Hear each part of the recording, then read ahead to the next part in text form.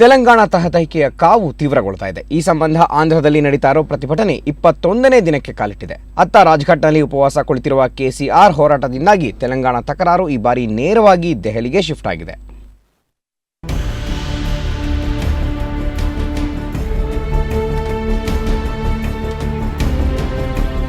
ಪ್ರತ್ಯೇಕ ತೆಲಂಗಾಣ ರಾಜ್ಯಕ್ಕೆ ಆಗ್ರಹಿಸಿ ಟಿಆರ್ಎಸ್ ನಡೆಸುತ್ತಿರುವ ಪ್ರತಿಭಟನೆ 21ನೇ ದಿನಕ್ಕೆ ಕಾಲಿಟ್ಟಿದೆ.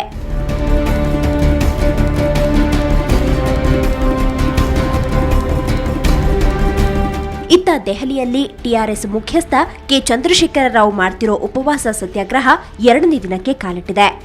ನವದೆಹಲಿಯ ರಾಜ್ಘಾಟ್ನ ಮಹಾತ್ಮ ಗಾಂಧಿ ಸಮಾಧಿ ಬಳಿ ಸತ್ಯಾಗ್ರಹ ನಡೆಸುತ್ತಿರೋ ಕೆಸಿಆರ್ ತೆಲಂಗಾಣ ವಿಚಾರಕ್ಕೆ ಸಂಬಂಧಪಟ್ಟಂತೆ ಶೀಘ್ರ ನಿರ್ಧಾರಕ್ಕೆ ಬರುವಂತೆ ಕೇಂದ್ರವನ್ನ ಒತ್ತಾಯಿಸಿದ್ದಾರೆ. ಈ ಮಧ್ಯೆ ಆಂಧ್ರ ಕಾಂಗ್ರೆಸ್ ಉಸ್ತುವಾರಿ ಗುಲಾಂ ನಬಿ ಆಜಾದ್ ಮತ್ತು ಹಣಕಾಸು ಸಚಿವ ಪ್ರಣವ್ ಮುಖರ್ಜಿ ತೆಲಂಗಾಣ ಸಂಬಂಧ ಆತುರದ ನಿರ್ಧಾರ ಸಾಧ್ಯವಿಲ್ಲ ಎಂದಿದ್ದಾರೆ. ಇದೊಂದು ಗಂಭೀರ ವಿಚಾರವಾಗಿದ್ದು ಸಾಕಷ್ಟು ಚರ್ಚೆ ಹಾಗೂ ಮಾತುಕತೆಯ ಅವಶ್ಯಕತೆ ಇದೆ ಅಂತ ಪ್ರತಿಕ್ರಿಯಿಸಿದ್ದಾರೆ. ಆದರೆ ತೆಲಂಗಾಣ ರಾಷ್ಟ್ರ ಸಮಿತಿ ಇದನ್ನ ಸ್ಪಷ್ಟವಾಗಿ ತಿರಸ್ಕರಿಸಿದೆ.